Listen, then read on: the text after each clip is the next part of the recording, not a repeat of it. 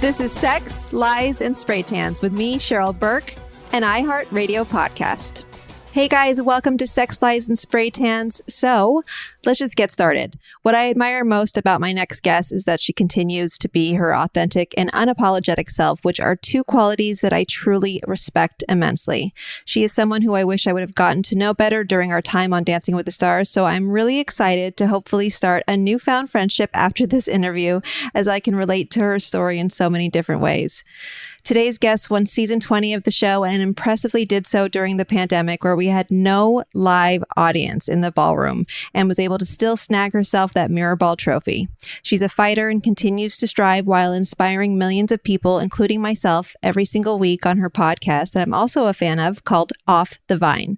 She continues to thrive and push through social norms and isn't afraid to show her vulnerability and transparency, and hopes to help others do the same. Please welcome Kaitlyn Bristowe. Kaitlyn, hi. I did the intro already, and I said, I wish we were friends. Like, actually, I wish we got to know each other, but there was COVID during your season of dancing. But welcome to Sex, Lies, and Spray Tans. Thank you for having me. I thought we were friends until you just said that, but okay, cool. No. I mean, like text, like really close friends, like top 5. I know. You've always been somebody that I've looked up to because I've watched the show for so long. And when I got on Dance with the Stars, I was like, I can't believe I get to be friends with Cheryl. And then COVID. And then honestly, I just have been stalking you for the past, I'd say year. Right back at you. I love all of your work. I love how freaking, I feel like we're twinsies a little bit with our thoughts and our experiences in life. And I just love how open you are. So thank you for doing that, because that gives me more strength to be more open too. Right back at you. I love following. There's certain people on Instagram that just are really raw and vulnerable and say things, and maybe it isn't everyone's favorite opinion, but that's the same reason. All the same reasons you just said are the reasons I like to follow you. Thanks, girl. Thanks. Okay, so we're besties now. Besties. Check. Mm-hmm. Check. Okay, so let's rewind a little bit. We're just going to dive right in, because you know what? I hate small talk, and I know you do too. Yes. So why in the hell didn't you do Dancing with the Stars right after your time on The Bachelorette? What happened? There was a huge gap, right? Yes, which I was so shocked. I mean, timing always works out the way it should, but as soon as I came off The Bachelorette, I didn't understand anything about how TV works, about how contracts work. I had to ask permission because I signed my life away for ABC, and I didn't know this. So when somebody came to me and said, "Hey, I have an offer for you from Dancing with the Stars," back in 2015, right when I did come off the show, or 2016, I was like, are you kidding me? I'll drop everything. This is a dream come true. And so I said yes, negotiated with an entertainment lawyer, got everything signed. And then The Bachelorette, the creator of the show, found out I said yes. And he was like, actually, I'm going to say no, you can't do it. And what? I was so confused. Fleiss? Yes, I was so confused. I've met with him before. He was like, no, you're not going to do it. He goes, I'm sick of people wanting fame after my TV show. And he was just very against it, very, very against it. And I tried so hard to talk him into it, and he just kept saying no. It was a hard no. And I was like, but bachelors from the past have done it, so why can't a bachelorette? And he was like, the answer is no.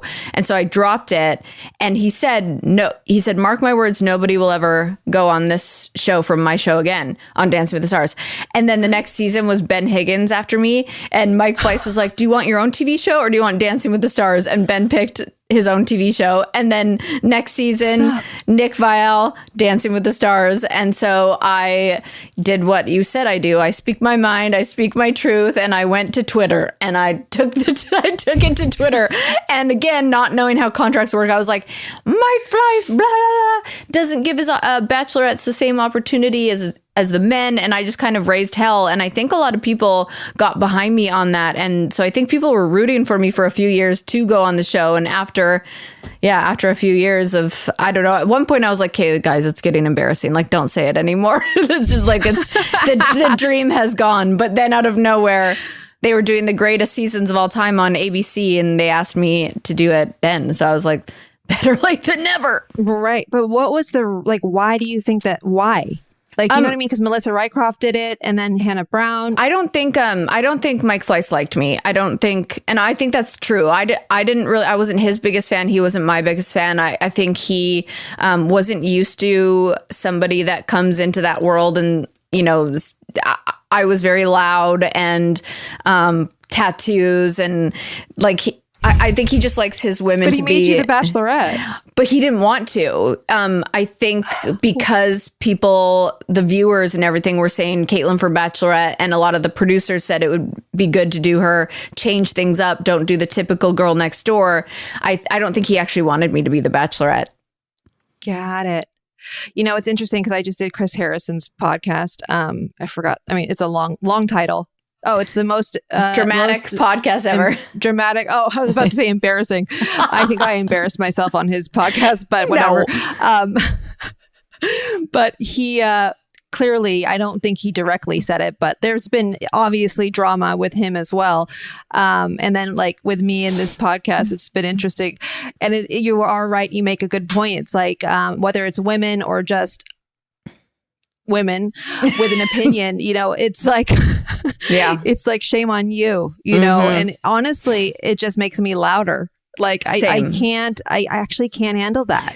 How do you deal? I'm the same way. I'm like, you want to say no to me? Well, let me take it to Twitter. That's why I did. I was like, because right. I was scared for could you sue me? But I thought it was really important to use my voice on a platform to be like, this actually isn't fair, because I saw so much of that happening behind the scenes with him, with me. I really know he didn't like me, and things have changed now. I think he's learned some hard lessons. He's not there. Right? He's not there. And last time he was there, I ran into him and he congratulated me on everything, and it's fine. It was just if somebody doesn't want me to speak up, I will speak louder, and I deal with it in many different ways, because there are times when I go, is it time to just bite your tongue and stop getting yourself in trouble and creating an open door for hate from all these trolls that don't believe in the things that you're doing and don't align with you? And then other days I'm like, no, fuck that. I'm always wanting to be bold and stand up for what I believe in and have a voice, and not just for me, for other women and for society. And I don't agree with so many pigeonholes that women are put in, and that and I get in trouble every time. I just posted a video of me dancing and throwing the engagement ring at the end with full intention. I actually respect Jason, and I will never speak poorly of him. The ring was not the one he gave me. It was a piece of plastic from Amazon, and it was supposed to be a mic drop instead of a fuck you, and it was supposed to be about the messaging behind of course pressures of I marriage. Commented on it. Oh, did you? Of course. I had to stop reading the comments. I sent you a DM. Oh, it's fine. No, it's fine. It's good. That's good. I barely scroll, honestly, but I saw that. And it was just, it got blown out of proportion, and and in those moments, I'm like, my feelings, I'm like, oh my gosh, now I feel like I've hurt somebody's feelings. That was not my intention. People are not taking this the right way. But again, I'm like, I could delete it, or I could go defend myself in the comments, but I'm like, no, I meant that. And it doesn't mean I don't believe in marriage. And it doesn't mean it's almost poking fun at myself, but it's also empowering other women to be like, hey, you can be whatever age and be on your third marriage or whatever it is, that wherever you are in life is okay. Screw what everybody else is telling you. I totally agree. Okay, so I went through a very public divorce as well, and not saying as well because you weren't divorced, but anyway, close enough. My point is I also went through something similar, and anything that I would any TikTok, those when you mouth the words and those stupid videos, everything. It was as if I only had one boyfriend or one ex. It's you guys, I have had more than one ex. It's just people to perceive, I guess, and to assume because they know it's familiar. And then it's about, I just love deleting all the negativity, even about this podcast. I just love it. I love the block button, and I love to delete. It brings me so much joy because these people are just, saying shit to say shit when they haven't done the research. Oh my gosh. Not only have they not done their research, but I think it is part of their entertainment. I think sadly, people who are miserable that's where like entertainment and joy comes in for them, because they don't have to face anyone for real. They can say whatever they want and not have to deal with the consequences. It could just get deleted, and that's about as far as it'll go. Yeah. So they feel like they can do that. It's kind of an outlet for them. And it's so crazy to think that I actually don't use the block and delete button. I'm like, oh God, just let them go. Good for you. Let them go. Good for you. I hope I get there one day. No, I hope I get there. I hope I get where you are one day, because it really is. It's, you know, I'm allowing it to happen kind of. And sometimes I'm inviting it because I poke and I open the door for it. But I don't know. I'm just like, I'd rather spend my time like reading my new book than deleting negative comments. Totally. But yes. Yes. But you do you. No, for sure. I hear you. And I actually have trained my brain not to scroll. So I very rarely scroll. If anything, it's like, I just want to hear the feedback on this podcast, and people are just, it is what it is. Like so when I started Dancing with the Stars, I started in 2006. This was before social media. It was message boards, and they were just as cruel, some people. And, you know, you take it or leave it. But sometimes, like when I'm PMSing or I'm like freaking emotional because of the full moon in Taurus and Scorpio. Yeah, I'm into astrology. Same. Then, and that's both my signs, by the way. I'm a rising Scorpio and my sun is Taurus. So it's crazy for me. Yeah, that's a lot. Yes, that's a lot. But like, I'm so triggered sometimes, and I get just really sensitive. And like you, I'm like, should I bite my tongue? I'm not even saying anything bad. Like, if anything, it is what it is. We've talked about this, but like, how did you, when you actually started Dancing with the Stars, how long prior to the premiere did you meet with the executives? Like, when did they interview you? Was this like years before, or? No, I don't even know if, like, I feel like nothing even happened. Did you meet with Dina? Yeah. So, okay, Dina. Yeah. Dina was always fighting for me to be on that show from the get-go. Like, she from day one was like totally on my team, trying so hard to get me on. And then, of course, when the greatest seasons of all time for Bachelor came on, Chris Harrison got to say, like, Kaitlyn, will you do Dancing with the Stars? And I was freaking out. And Dina messaged me. She was like, I wanted to be the one to tell you, because she's always been rooting for me. Yeah. Yeah. She's the best. She loves you. Did they ask you, like, so how did they pitch Dancing with the Stars to you? I actually didn't get pitched at all. I think they knew I was so desperate to just go on the show and be on the show. They were like, Kaitlyn, you're going. And I was like, holy shit. Like, yeah, I didn't, that's crazy. I didn't bargain or negotiate. And I pride myself on like being a good negotiator, and I might have for my contract, but like nothing. I was like, I'll do whatever you want me to do. Just put me in, coach. I didn't care.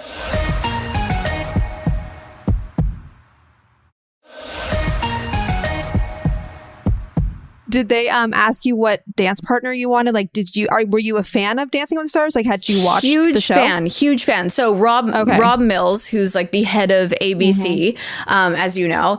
So I have a pretty good relationship with him. And so I messaged him and I was like, do you think I could have Val? And he was like, okay, Kaitlyn, I'll see what I can do. And then I was like, actually, never mind. Do you think I could have? And I did it like 3 times. And, oh my God. And then I was like, wait. I was supposed to be with Artem in 2016. Do you think I could have Artem and it could be like a full circle moment? So when I walked in the room and saw Artem, I freaking squealed at the top of my lungs like a little dork. Wait, who was the third one you asked for? I don't remember. Val, Artem, Max? No, Max wasn't on then. Oh, I think I said don't put me with Gleb Allan. because I said don't. I didn't. It wasn't a request. I said don't put me with Gleb. He's too hot. Gleb is pretty. Yeah, he's so pretty. All right, because at the time you were in a relationship. Okay, I get it now. I get it. I'm like, why wouldn't you want to dry hump Gleb? I would. Now, if they did an All-Star season, sign me up with Gleb. Right? I was going to ask you, like, if you couldn't choose Artem, obviously, and then they did like let's do a season Bachelors versus Bachelor, which would suck because all your Bachelors suck. Yeah. No, they don't all suck. Sorry, excuse me. No, they just are not as musical or rhythmical as the Bachelorettes. Totally. that is another interesting thing, I guess. But like all the Bachelorettes are so good. Anyway, my point is that who would you actually choose if, like, I know you're friends with Allan. Yeah, I would probably. But I see if you and Gleb would be so hot together. I would honestly probably choose Allan because I have such a good friendship with him. And there was this whole thing on my podcast where I called him a dick. Oh, I know. Oh, okay. Allan still won't talk to me. And I like, wait, what? No, he walked right past me on Dancing with the Stars. He won't call me back. And I have like profusely like apologized on my podcast and certain things because I was like, I truly just was like, I always call Allan a dick. I always call Sasha a dick. Like I call them all dicks and in the most loving way. And I truly would want Allan as a partner if they ever did All Stars because he is such a solid friend to me. We are so close. So wait, before we get further on this, rewind and tell my listeners what happened. So I think I was talking to Charity, who's on Dancing with the Stars right now, former Bachelorette, and she didn't know who she was getting yet. And I was trying to guess based off of her height, who she would be paired with. And I was like, okay, it could be, because she's quite tiny. I was like, it could be Sasha or it could be Artem. I said, I don't know about Allan. He's kind of tall. And I said, and I started describing how each one of them, in my opinion, were in the ballroom. And I said, Allan's like, he'll really push you. He's kind of a dick. And I said, actually, Artem will really push you. And then I said, actually, they're all kind of dicks. And then it got picked up in media that I called Allan a dick. And of course, if you listen to the podcast, everyone knows. Or it was insinuated that it was all the pros you called us dicks. It's like, wait, what? Oh, yeah. I'm not included in this. No, I really just meant like the three that I said, but in the like, right. And then I talked to Sasha about it. He goes, we are all dicks. And I was like, okay. And yeah. And lovable dicks. I love them all. Allan is, again, he was one of my closest friends out of the whole show. And so I'm like, please pick up the phone, Allan. Wait, so he's actually mad? I mean, he will not respond to me or talk to me. Yeah. It's sad. I mean, he did an interview too. I saw it on Us Weekly or something because I was stalking you as well over the weekend, but even more stalking than I've been stalking. So it's called like, research. I know everything about you. Yeah, it's called research, but I like to say stalking because it was like stalking. But it was interesting because I was like, I find that to be a compliment. And I'm like, okay, but is it a compliment, Allan? Because you're clearly still upset. Yeah, I'm like, please, let's talk through. I even said, I'm like, do you want to come on my podcast and talk about it?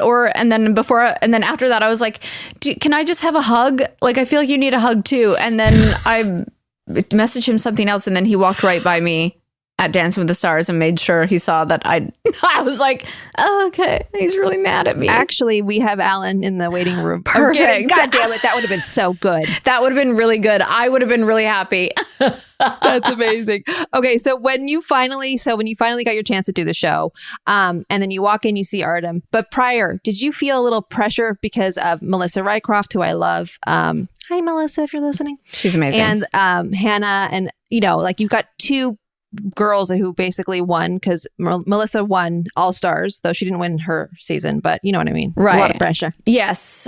I did. I felt a little pressure, but I also let that take the pressure off because I was like, well, there's no way they're going to have two Bachelorettes win back to back. So like, I'm going to want it really bad and I'm going to fight for it really bad. But at the end of the day, they probably won't let two Bachelorettes win back to back. And again, I didn't know if the voting actually counted, which I now know it does. So you thought the show was rigged? Yeah, I thought it was rigged. I'm like, well, they won't make two Bachelorettes win back to back. So I kind of took that pressure off with that information. Do you think the show's rigged? I don't think it is, but and this is all just like a guess. My guess is that it's not.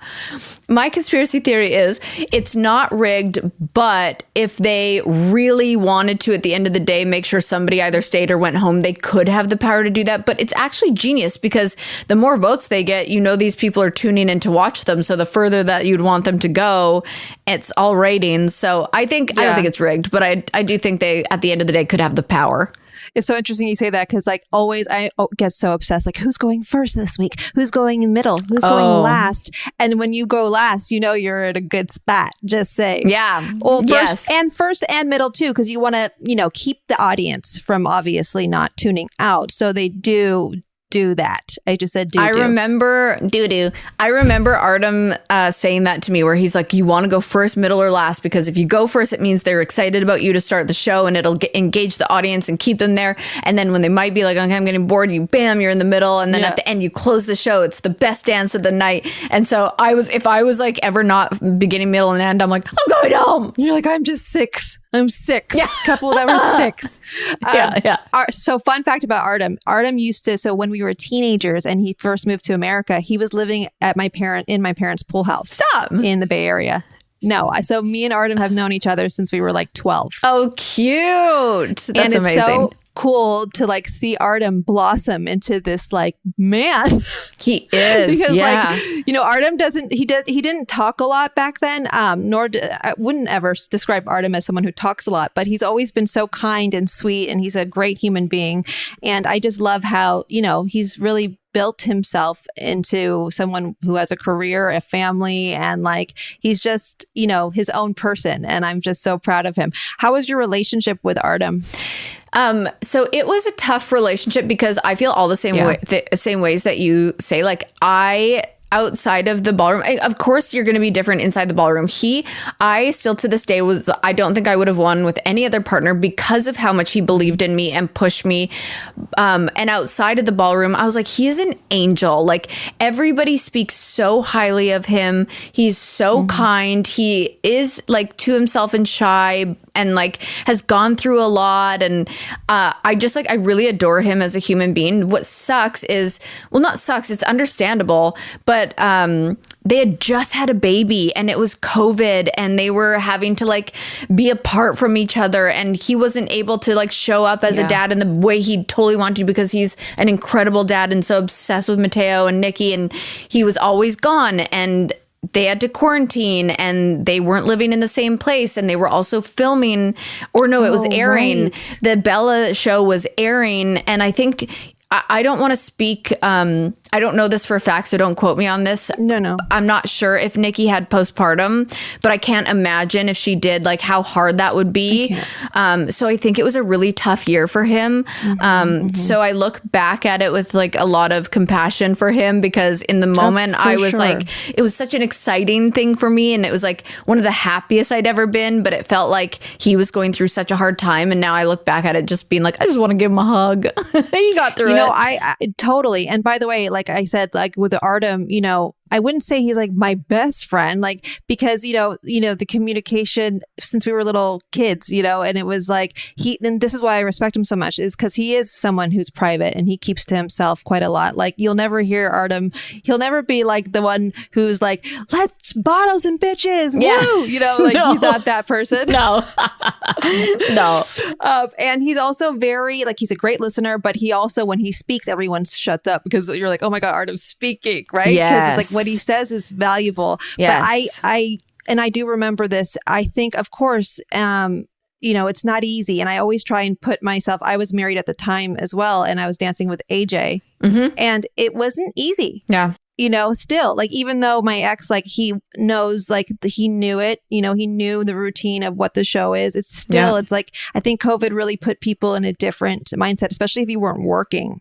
And then you weren't gone as much as your other half was or whatever. Well, and all of us were so collectively like scared deep down and not knowing what the state of the world was. And I think a lot of us, when we feel fear, it can come out in so many other emotions. Otherwise, other than us just saying, hey, I'm scared, and nobody says that.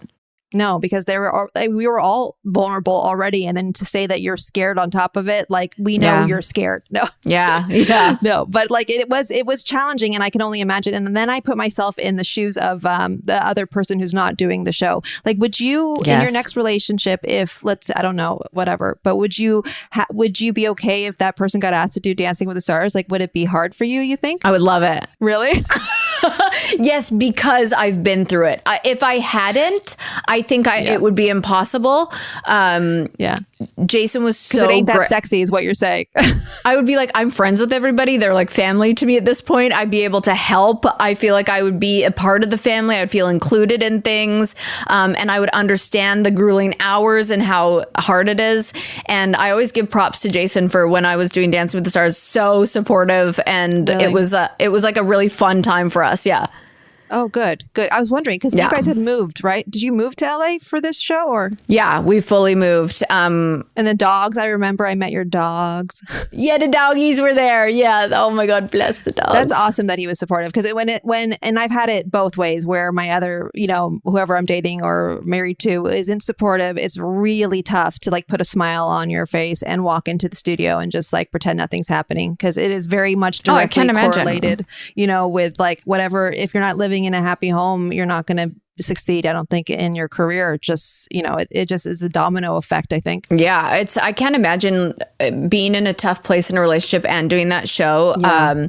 Because you get so close to your partner and there's some like sexy dances and you have this like relationship with them where you're kind of at your best. Like you're always like being like fun and flirty and like smell good. You're just and you smell good and you're just like okay. And I actually probably didn't at all.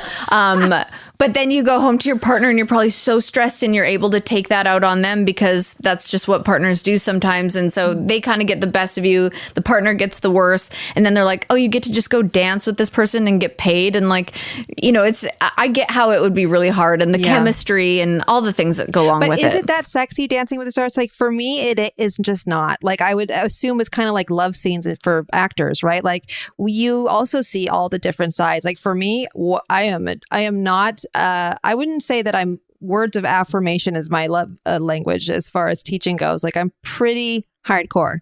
I have been labeled as a taskmaster, and that's a nice way of basically saying I am just don't like. If you don't deserve an affirmation, I ain't giving you one. Okay, like that's just the way it is. But then when you do, it's like you mean it. Right. Did you feel like what was Artem's teaching style like? Because I feel like he's silent but deadly. That's exactly what he is. Artem's really good at creating a visual. I'm a really visual person. And so he was able to know how I learn best and work best and create something for me that I could, like he had all these visions of like, picture it like this. And he was able to be really patient with me. And also, I don't know if his love language or speaking language or like teacher language was words of affirmation. It was patience. Is that one? No, it's not. There is so many. They're adding love languages. I do think his way of being a good coach with me was believing in me more than I believed in myself and creating visuals that made sense for me. Yeah.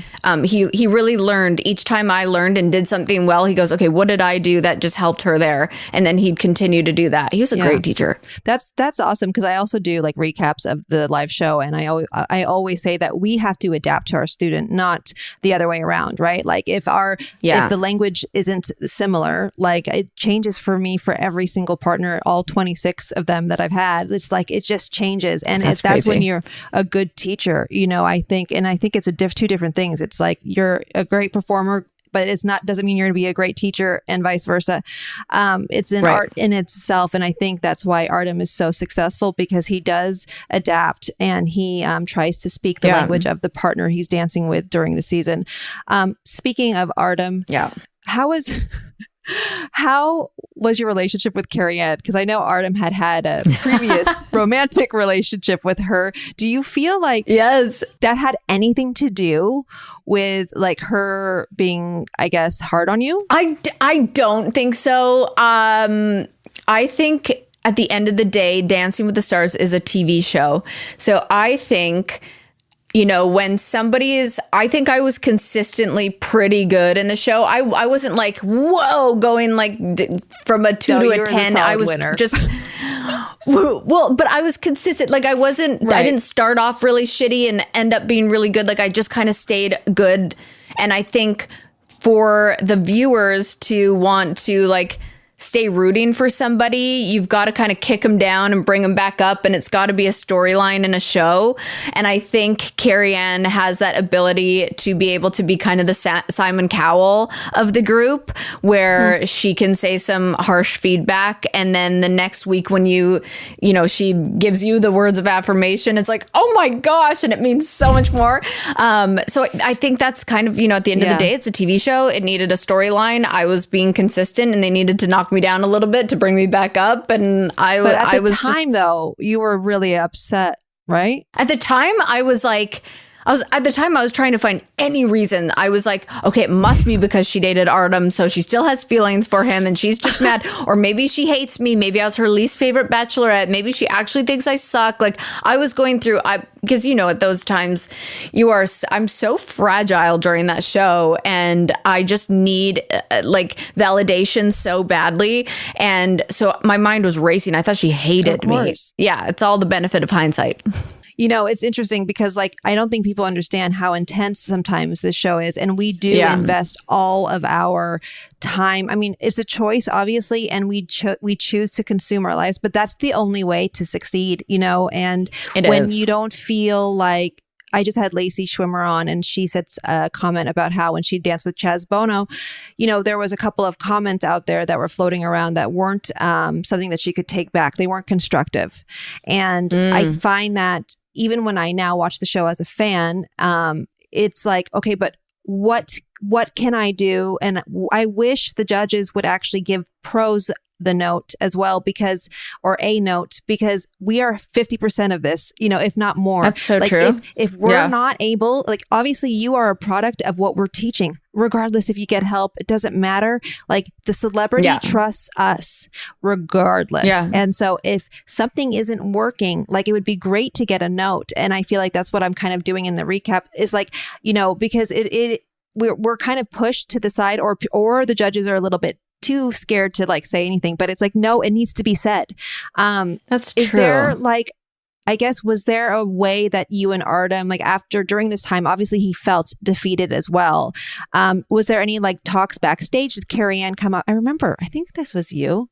Carrie Ann, like before the finale, you guys had a little pep talk or something.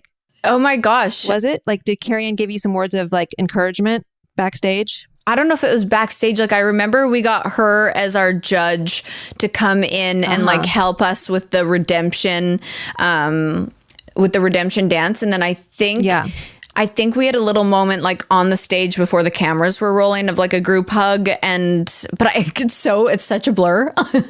I know, right? It is. No, I'm sure. It's like, went by so fast, but then also there was like, I'm sure moments where you're like, wait, what happened? The same thing with my time for 17 years. I'm like, what?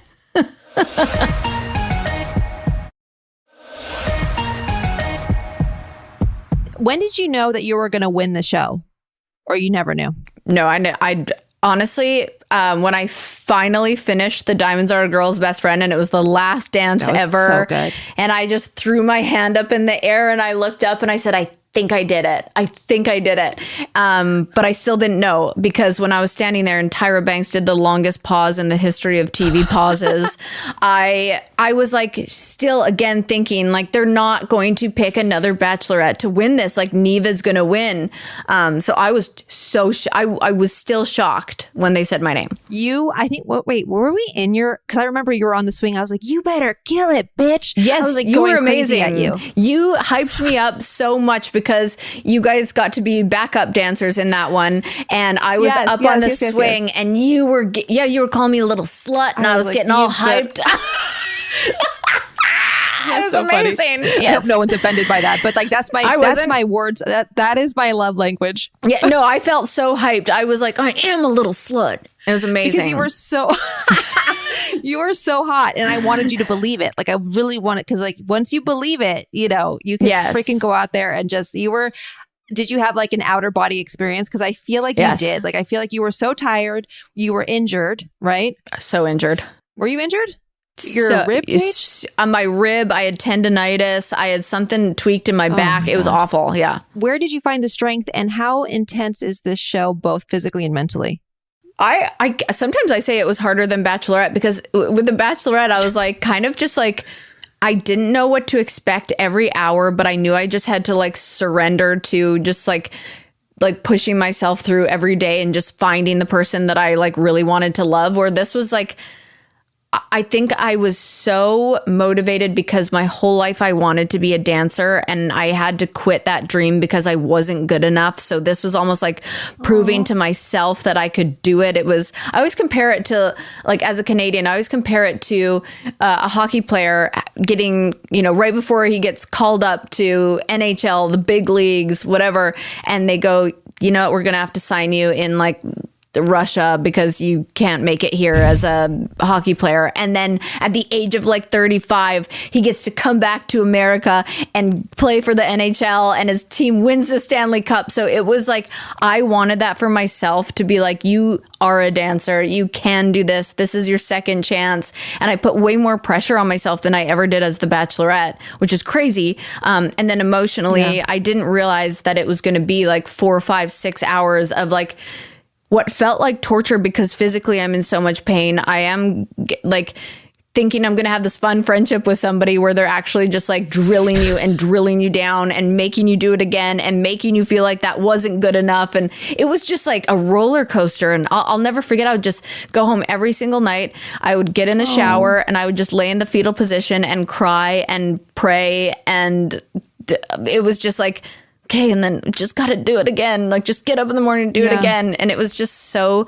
challenging. But I am a very competitive, very strong-willed person. And if I put my mind to something, like, I will do it 110%. And I think that's something I learned about myself in that process is I kind of think of myself as lazy sometimes, or I'm like, am I really a go-getter? And if I want something, I am fully a go-getter. I'm the same way. I mean, I'm an addict, so maybe I don't know if that has anything to do with my addict personality. I'm like, sure 'cause I am. It's either all or nothing. There's no gray. It's only black and white, and like that's just the way it is. But like, yeah, I get shit done. Like if I am like, this is it. Like if this is what I want, I have tunnel vision for life, you know? Yes. And yes. I appreciate that. That's not lazy. I don't think you're lazy. I don't really know, but I don't think you are. There's no way. You can't be lazy and win Dancing with the Stars. When I'm depressed and like hormonal and PMSing, I'm definitely lazy, but I allow myself to be lazy, and I'm like, that's okay. Otherwise, and if it's something, I mean, what is lazy? You mean like you just want to take a day off and like eat popcorn and watch The Notebook? Yeah, that is, but like for like a week straight, not a day. That's okay, girl. Yeah. I do think it's okay. I do think it's okay, because otherwise it's just, as long as I want to do something, I'll do it with my whole heart. If I don't want to, that's where I kind of get lazy. How did you do the tour? Because you went from winning and then you went straight on tour. Did you do every single city? No, I think I did 62 out of 67 shows. Kaitlyn, that's crazy. I know, it was crazy, because I also was running my hair accessory line, my wine company, and doing a podcast twice a week while living on a bus. It was so much fun, and I loved every second of it, and I would do it again. We're going to do rapid fire just about your tour experience in a second. But before we get there, since you have an intimate relationship with the dancers, I kind of wish I was on tour now. I have FOMO. Oh, it was so fun. I had Trista Sutter on. She was like my first guest, I think. And we talk about the Dancing with the Stars Curse. Do you know what that is? No. So the Dancing with the Stars Curse, I'm surprised you don't know what it is. I guess it started with like when the Bachelors would come on Dancing with the Stars and then they wouldn't make it. Like their relationship, I guess, outside of the show. Yes, I know the curse. Like, yes. The only people that made it, I guess, I didn't. Sean and Catherine? Yeah, Sean and Catherine. Now, I had Brooke on, Brooke Burke, who was a previous host of Dancing with the Stars and also danced with Derek Huff and won him his very first Mirrorball Trophy out of 6 or 7, that he has. And she said something about like, we were just messing around, like she's a good friend, and we were just talking, we were doing rapid fire, and she randomly said, I think I would have had a love affair with like Derek Huff back in my season, and which is very, I totally get it, because like, first of all, like you said, you are intimate. Yeah. I mean, for me, I've had 26 partners. Did I hook up with all of them? No. Did you hook up with any of them? But like, maybe. So like, why do you think there is such a thing as the DWTS Curse? I believe that if your relationship can't make it through this, it's probably because you had problems prior to the show, but that's just me. I mean, I think it's the show, The Bachelor and The Bachelorette, it's not the easiest foundation to start on for a relationship, because a relationship is obviously supposed to be built on trust and loyalty and respect. And you're out there just going to fantasy suites and falling in love with other people and then being shot out, chewed up and spat out into the real world. And then you go on Dancing with the Stars and all of a sudden you're like, are you going to fall in love with your partner too? Because you just fell in love with my friend. Like, I think the foundation is so shitty to, just be thrown into another whirlwind of television with good-looking people doing sexy dances and having chemistry. It's just, that would be next to impossible. Right. And how about Charity? I feel like Charity, I don't know Charity, right? I'm just watching them. But I ran into Artem and Nikki actually at the airport a few weeks ago. And, you know, it seems like Artem, if anyone, I guess Artem would be the person, right? To kind of like dance with. 100%. Because he's so professional. Trista Sutter said she felt really scared for Charity. This was before she knew she was dancing with Artem, and scared for anyone, like as far as the Bachelor, Bachelorette franchise goes, especially if you come out of there engaged to do dancing. Do you feel the same way, like with Charity? Would you feel like, and by the way, how do you guys all know each other? Is it in your contract that you guys have to be friends, or? Well, we have a Bachelorette's group chat where we just add each person into it. And then I tend to like, Wait, really? Yeah. I just talked to them today, and I talked to Tristan today too. But I tend to interview the leads for my podcast, and so then we just instantly become friends because we have this honest conversation. And it's also this weird world where there's only a handful of us that have been through the same experience, so it's a bond. And so I'm not worried about Charity and Dutton at all, because first of all, I don't think he has a jealous bone in his body, and he had never even watched the show before, and I still don't know if he had any idea what was going on. And they are like so solid, and Artem is so respectful, and I see Dotton at every show. He's so supportive. And I don't know. I feel like I don't see tension at all between them. I was there last Tuesday. I see when the cameras aren't on. I've talked to them. They are so rock solid. It's really cute. What advice do you have for Charity to take it all the way and win that Mirrorball? Honestly, from my experience, I think really listening to the judges' feedback, because when you show up that next week, if you prove to them that you listened and that's what you worked on, I feel like your scores go up, and then the audience wants to root for you because you've really improved, and you've seen the judges give you that feedback. And then I think one thing I wish I would have done, even though I still won, I wish I would have surrendered a little bit more to the dances. I think I tried too hard to be perfect and hit the steps too perfectly instead of just like letting my personality out a bit more. So I would say she's doing a pretty good job at that. And what is it, week 3 or 4? It's like she's heading, this is what I think as well. Like, I think that she has to surrender and not try and be perfect. Yes. I think there's no such thing anyway, but I think the beauty of the show is in the imperfection, and it's like, same. And then like you said, people want to root for somebody who's not perfect, right? Like you've got to start somewhere. And, at first to me, Charity was a little bit like off-putting only because of her facial expressions to the camera. And it's like, no. This is between two people, and we're supposed to be watching as an audience member in like the movie, like a movie, right? Like, but it was now this last week when she did Most Memorable, I was like, oh my God. Yes. Like, honestly, she needs to put this emotion, because it's emotional. Like, this whole thing's emotional, and it's got to be raw and authentic, or else, for me at least, I can just see it right away when you're not comfortable, even if you're smiling. Totally. I had the hardest time with facial expressions because I felt like I was like trying too hard. And I think that's the thing. You got to just like let yourself feel. And I think Charity did that this last dance. She really allowed herself, because it was a painful memory for her. And she almost was able to put her body back in that time, and you could see the emotion. And I love when people are able to do that. I got chills all over my body. How was, so I obviously wasn't invited to Len's tribute, but how was that? Why were you not invited? Why were you not invited to Len's tribute? Girl. No idea. I don't know. I mean, I can tell you my conspiracy theory, but like, wait, it is what it is. In my head, I thought you chose to not be there because I was like, oh, Cheryl would be here. No. Oh, okay. Well, I would like to know why.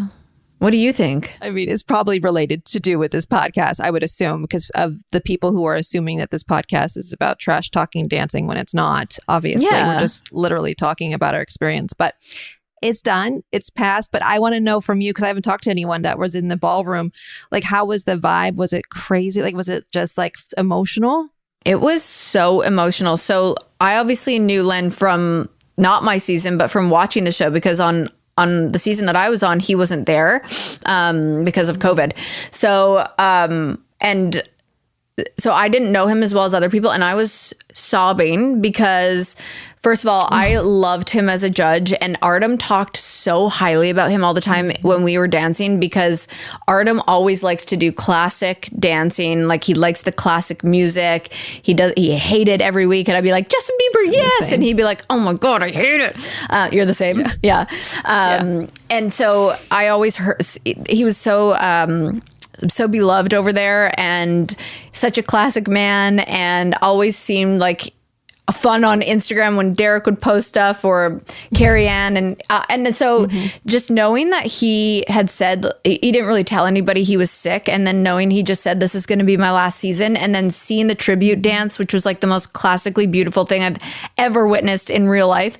And when they all just like did, like, you know, they put their hand out and did like a tribute, and they all just kind of sat, and then everyone started crying, and tears were flowing down their faces, and the silence in that room was just like powerful. I just got full body chills there too, because it was powerful, and you really knew that everybody just respected and honored him to a level that I could never understand. Like, he was a legend.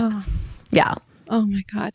Yeah. Yeah. I was a mess over here. Like, literally, like, in this position, looking at my TV and just like ugly crying. But mad respect, I mean, for him. And just like, this is the type of stuff, like, looking at that performance, it's like, that's what we need to do again. I'm no longer involved, but like, it's just so classic. And I think this is what sets the show apart from any other dance show is the ballroom aspect of it. And he kept that so alive season after season, which I appreciate and respect.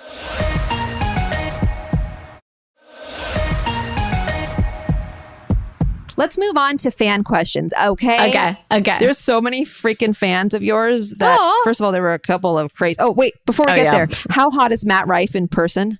It's stupid. It's, like, frustrating. I mean, I have the biggest... I mean, he's like my son, because I'm 39. Doesn't matter. Like, he's still a beautiful man. Like, he sat right here, and I just was like... I know. I watched it. Oh yeah, he's ridiculous. I mean, he must have hit on you. Did he hit on you? Not really, because at the time Jason was here. Never mind. Yeah, but it said on YouTube 4 months ago. Wait, whatever. I don't know. Maybe he was still there. Who knows? We released it later, the episode later, because we were holding on to it. But yeah, oh my God, it's so hot. And then I was like, then I became single, and I was like, ooh, Matt Rife, and now he's like dating the most beautiful, like, 25-year-old model actress, perfect human. That makes sense. It adds up. But still, you guys had some great chemistry, just saying. We did. You never know. I think I'm too funny for him. I think you are, actually. He was actually quite shocked. I saw his body language. I'm very good at reading people's body language, and he was a little intimidated at times. Okay, let's do a few fan questions, and then we'll do rapid fire, and then we'll be done. Okay. Okay. At Lauren Vic Crilly. Okay. This has been amazing. Personal feelings on Tyra. Okay, so Tyra actually behind the scenes was so lovely to me, to everyone. She would personally call us on like certain weeks and be checking in and seeing how we're feeling. And like, she was so nice. I didn't think she was the best fit for the host, but she was so lovely that I only saw people hating on her, and it broke my heart, because I'm like, okay, she's not a bad person. She's just like maybe not the best for the job. It's so, I mean, that's very important what you said, because it's so different. Like those, I mean, I could talk about that. That could be an episode in itself, but okay. At Addie M. West, who do you think will win this season of dancing, and what was your favorite dance to perform? Who I think will win, you know what's so crazy is if Harry Jousey wins, I'm gonna say they need to change their voting system. Not because I don't think, like, he's awesome and he's so sweet and cute, and I love watching him and Riley, and they're amazing. But I'm like, the guy just stands there and flips her, and he doesn't move, and if he does move, it's awkward. But they're gonna get so many votes, so I think they're gonna be in the final four. But I think either Ariana or Charity. I agree. My favorite dance was the Argentine tango. That was the dance I was always looking forward to do, an Argentine tango from the get-go, and I was so scared that was going to be a dance I didn't get to do, but I did, and it was like a violin version of Britney Spears' Toxic, it was so good. That chandelier freaking like cylinder thing, that was just amazing. And Artem got nominated for an Emmy from that dance. It was so cool. He did? Yeah. Go, Artem, go. At Misty Rose 647, would you do The Bachelor or Bachelorette again? Hell to the no. No. I don't even know. Why? I mean, unless they were like, hey, we're going to pay you $1 bajillion. If they paid me millions and millions, I would do it. But then I don't know if I'd be doing it for the quote unquote right reasons. But I think I've just, from being a contestant to lead to a host, I've seen too much behind the curtains, and I would just be so paranoid, and I would be scared, and I feel like I wouldn't be able to just like be me. Right. No, I hear you. At always.lyz, this is so random. Were Kaitlyn and Artem purposely on separate tour buses? Because this is just a segue to get into this rapid fire. Did you guys even have separate tour buses? Yeah, we had 2 different tour buses. I don't know the rhyme to their reason of who goes on what tour bus, so I have no idea. Okay, let's end on a high note. At Jessica Puccino, what's something you'll never forget from your time on Dancing with the Stars? I guess something I'll never forget is clearly winning the Mirrorball. That's like the most out of body experience I've ever had. It's like I've watched that show for so long, and I remember getting approved to go on The Bachelor, and I went, if I somehow go on this show and either go on Ellen DeGeneres or Dancing with the Stars, that'll be like that a dream come true. So winning the Mirrorball, definitely. And I think just like the amount of pride I felt in myself and my resilience and like what I fought through and battled through to just like keep going. It was really cool. What would you say you learned most about you during your time on the show?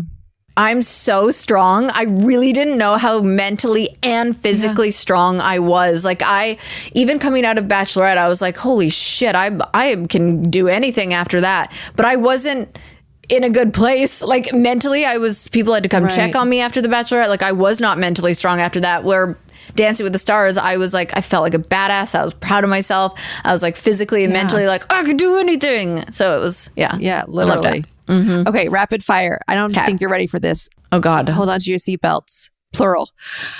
Okay, so we're going to do rapid fire, the Dancing with the Stars tour edition. You can only name the pro dancers that participated with you on tour. Let me remind you, they were Brandon Armstrong, Alan Bersten, Sasha Farber, Daniela Karakash, Pasha Pashkov, Gleb Savchenko, Emma Slater, and Britt Stewart. Am I missing somebody? Coco. Oh, shit. Okay, Google. God, Coco. Coco, and then there was like the substitutes, but you probably don't want to count. And was Coco even a pro then? No, she wasn't. Okay, so that makes sense. Okay. Who smelled the best? Oh, honestly, who smelled the best? Who smelled the best? Come on, I already know the answer. I mean, he always smells the best. Gleb? Yep. Ding, ding, ding. I already have answers for you. Yeah. I was like, correct. I was thinking about it, but I'm like, yeah. No, he smells like Old Spice. I freaking love it. I love it all. Yeah. Who took off their shirt the most? Gleb. Who smelled the worst? Nobody really smelled bad because Allan sweats so much. Like I always joked when I was hosting, I'd be like, everybody in the front, like you're in the splash zone, but he didn't smell bad. I probably smelled the worst. Same. I'm literally the same. I sweat so much. I do too, but I think I smelled the worst. I don't know what it was. No, you don't. I don't know. I think I did on tour. Who snored the loudest on the bus? I want to say Brandon. I, for some reason, remember snoring coming out of his bunk. Who let out the most gas on the bus? So wait, I thought there was only one bus for some reason. So there's 2 different buses. So back in my day, during the tour, each celebrity got their own bus. Own bus. What? And then, and then they would bring their family on or their friends, and then they'd pick the occasional dancer. Like Joey Fatone had his own bus. Joey Lawrence had his own bus. Lisa Rinna had her own bus. Drew Lachey had his own bus. Wayne Newton had his own bus. Like, and these were like the souped up, like the buses that you're on, but for one celebrity. And then there was only like 6 dancers on each. It was only 2 bunks. Right. So it wasn't like the coffin ones. And then we would never, ever sleep on the bus. They would put us up in nothing less than a 5-star hotel. Oh my gosh, we spent a lot of nights on the bus, a lot. And I got the back room. So they turned like the back lounge area into a bedroom. So I had like a double bed and I hated it. I would rather a bunk because I was on the back wheels and I was physically bouncing off of the bed. It was crazy. That's why I haven't done another tour since then. Yeah, honestly, the worst gas was probably me too. I'm gross. But at least you had that back room to yourself. Yeah, exactly. Who was the loudest in general on the bus? Alan. Who kept to themselves the most? Gleb. Interesting. I know. I think he was in a phase with his relationship where he's like, I'm not getting myself in any trouble. I'm going to go to bed early. I'm not going to drink. I'm in like a health and wellness zone. Oh my God. Yes. Yeah, he kept to himself so much. I know. But he still smelled the best and still had a shirt off while he was doing it. Okay. Yeah. Who became one of your closest friends? Emma and Brett and Coco. I love that. I love that. You guys were like Charlie's Angels. Yeah, it really was. We did everything together. It was amazing. Who started drama the most? Alan. Who was the funniest? Sasha. Who was the most boring? Artem. Oh, yeah, totally. Who was the prankster? Sasha. Who was the biggest bully? Honestly, probably Sasha because he was pranking everybody and always trying to push their buttons. Stop. Who would you have liked to have gotten to know better? Artem. No, I'm kidding. No, I was actually going to say Artem. I really did want to because, again, on our season, I was like, I feel like we missed out on like everybody gets these incredible friendships from their partner and they talk forever and they hang out after or they go for dinners. And I didn't feel like I got that. But I thought I was going to have that. And so I was hoping to have that on the tour. But either Artem or Daniela, I got really close to actually, but she was not on my bus. I wish I could have been on the bus with her. Got it. I love her. Who drank the most? Me, hands down. Who was the rowdiest on the tour bus? Me. Who was the first one to go to bed? Gleb. Who was the most emotional? You know what? Emma. But it was because she was I feel like her and Sasha were going through a lot. Oh, so yeah. Yeah, no. And Emma is so vulnerable and amazing. So yes, exactly. That makes sense. Who did you trust the most? Brett. Who was the ringleader? Like, who was the lead of the male pros? I would say, honestly, Brandon. Really?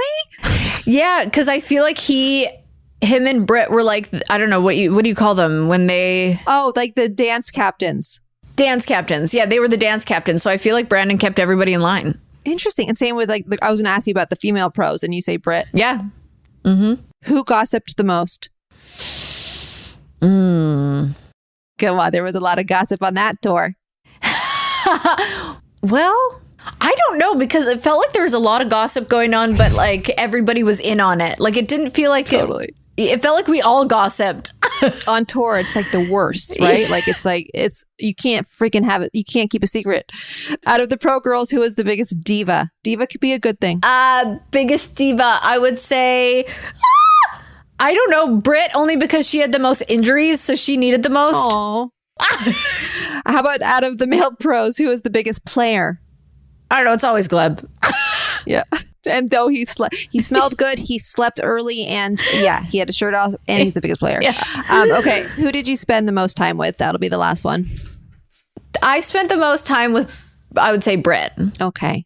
Yeah, she was the one that would stay up and drink wine with me. I was always like, I'm such a night owl. I'm such a night owl, and I love, like, I come alive and I'm creative at night, and I just love being like up at night. And she was the same way, so we would just sit up and talk all the time. Oh my God, I knew it. Like, we are sisters. Seriously, I'm the same way. Like when I really get creative, it's around like 1:30, 2 in the morning. Yes, and then I'm like feeling it because everyone else is sleeping. There's silence. Yep. My little Frenchie isn't bothering me. Like I'm just like, oh, I'm getting real. Like I took up baking. Wow, and I'm really good.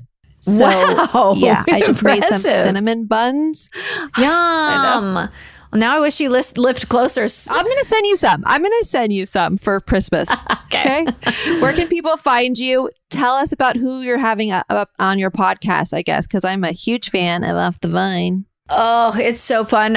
So my podcast Off the Vine is on Tuesdays and Thursdays, and we have so many different people on, for anyone from like Bachelor to reality stars to like thought leaders. I have a really cool episode coming up with a therapist and a PCOS doctor. Wait, what's that? Polycystic ovarian syndrome. It's something that literally 70% of women struggle from. And it's about just so many things. My wine label, Spade and Sparrows, and then also my Instagram. Everything's just at Kaitlyn Bristowe. Thank you so much, Kaitlyn, for coming on the podcast. And I can't wait to see you in person soon because we better get together. Thank you for having me. This was so fun. Make sure you guys follow us at Sex, Lies, and Spray Tans on our Instagram handle, and make sure you comment. Let me know who you want me to interview. What do y'all think? Let me know.